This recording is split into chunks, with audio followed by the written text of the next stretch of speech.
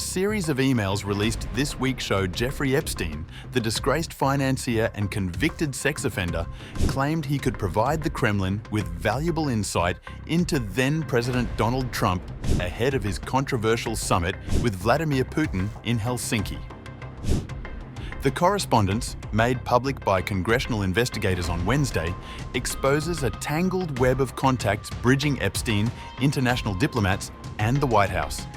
Epstein reached out to Thorbjorn Jagland, then Secretary General of the Council of Europe, suggesting he could convey a message to Putin on how to handle Trump. In a June 2018 email, Epstein elaborated on his perspective of Trump, who was in his first term as president, telling Jagland that understanding Trump is not complex. He added that Trump must be seen to get something. Epstein further referenced the late Vitaly Churkin, Russia's ambassador to the United Nations, noting Churkin understood Trump after our conversations and suggesting that Jagland relay similar guidance to Putin through Sergei Lavrov, Russia's veteran foreign minister. Jagland replied that he would meet Lavrov's assistant on Monday to relay the message. The email exchange is part of a larger cache of over 20,000 messages, initially released by House Democrats and later shared in full by Republicans on the House Oversight Committee. White House Press Secretary Caroline Leavitt dismissed the implications of the emails at a briefing on Wednesday. These emails prove absolutely nothing other than the fact that President Trump did nothing wrong. And what President Trump has always said is that he was from Palm Beach and so was Jeffrey Epstein.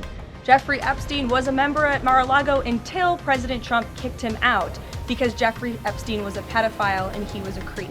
In this email you refer to with the name of a victim that was unredacted now and has since been reported on in this room, so I will go ahead and say it, Virginia Giuffre.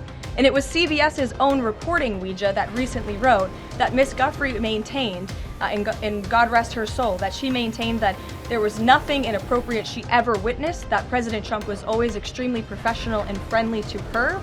And so I think it's a question worth asking the Democrat Party, and you should all go ask them after this briefing, of why they chose to redact that name of a victim who has already publicly made statements about her relationship with Jeffrey Epstein and is unfortunately no longer with us. The emails also shed light on the highly scrutinized Helsinki summit in July 2018, where Trump appeared to contradict US intelligence agencies and downplayed allegations of Russian interference in the 2016 election. Larry Summers, former US Treasury Secretary, emailed Epstein the same day, questioning whether the Russians have stuff on Trump and calling the summit appalling, even by his standards. Epstein, meanwhile, described Trump's approach to the meeting as predictable and suggested the president likely believed it went super well. The documents also reveal a stark rift between Trump and Epstein over time.